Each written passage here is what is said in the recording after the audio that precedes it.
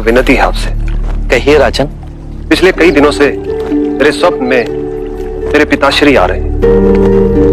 मैंने ब्राह्मणों से भी इसका अर्थ पूछा तो उनका कहना था कि तुम्हारे पिताश्री को शांति नहीं मिली, उनके लिए पूजा करनी हो, यज्ञ संपन्न करना होगा। आप तो परम ज्ञान का स्वरूप है, तो विनती है आपसे कि पूजा विधि आप ही के हाथों से हो, जो मेरे पिताश्री तक पहुंचे, उन्हें मुक्ति मिले, जीवन मरण के इस चक्र से वो मोक्ष पाले। अवश्य राजन। आप मिट्टी के 2 घड़े मंगवाइए, एक में घी भरवाइए और एक घड़े में कंकड़ पत्थर भरवाइए, और उन दोनों घड़ों के मुंह कपड़े से बंधवा दीजिए और उन्हें लेकर नदी के तट पर आइए। मैं वहीं आपकी प्रतीक्षा करूंगा। मैं भी इसका प्रबंध करता हूं महाराज।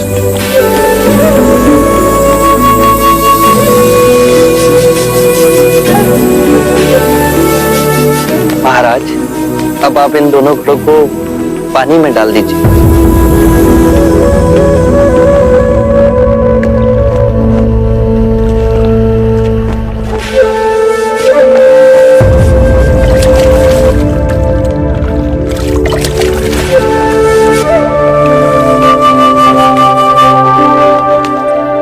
महाराज, अब इन दोनों घड़ों को आप तोड़ दीजिए।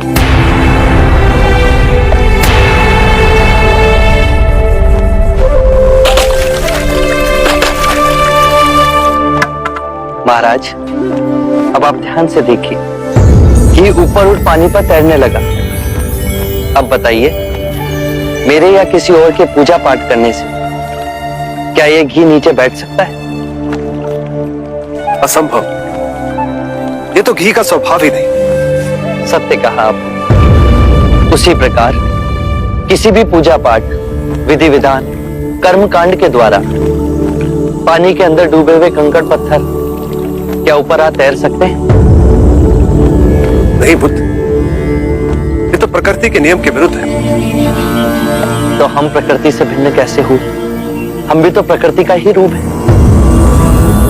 सत्य कहा बुद्ध। एक सत्य ये भी है राजन, यदि हमारे पूर्वजों ने अपने जीवन काल में कंकड़ पत्थर बोए, दुष्कर्म किए, तो वो स्वाभाविक ही कंकड़ पत्थर की तरह नीचे बैठ जाएंगे। और यदि उन्होंने अपने जीवन काल में सत्कर्म किए तो स्वाभाविक ही घी की तरह ऊपर आ तैरने लगेंगे। जो बोएंगे वही काटेंगे। परंतु इस शरीर रूपी जीवन काल में ही नहीं, अपितु इस शरीर रूपी जीवन काल के पश्चात वाली यात्रा में भी हम जैसे कर्म करेंगे वैसा ही फल मिलेगा। अब बताइए, इस प्रकृति के नियम को कोई पूजा पाठ, कर्म कांड, विधि विधान, यज्ञ हवन मिटा सकता है? राजन, मैं भी इसको नहीं बदल सकता। केवल अच्छे कर्म ही मनुष्य की मुक्ति का द्वार खोलेंगे। कैसी तलवार है आपके हाथ में, जो एक क्षण में सारे झूठ काट केवल ज्ञान को प्रकाशित करती है। ना जाने कितने जन्मों और भटकता में यदि आपकी कृपा ना होती। इस एक क्षण में आपने अपनी अदृश्य तलवार से मेरे अहंकार का सर भी काट दिया। धन्य है प्रभु।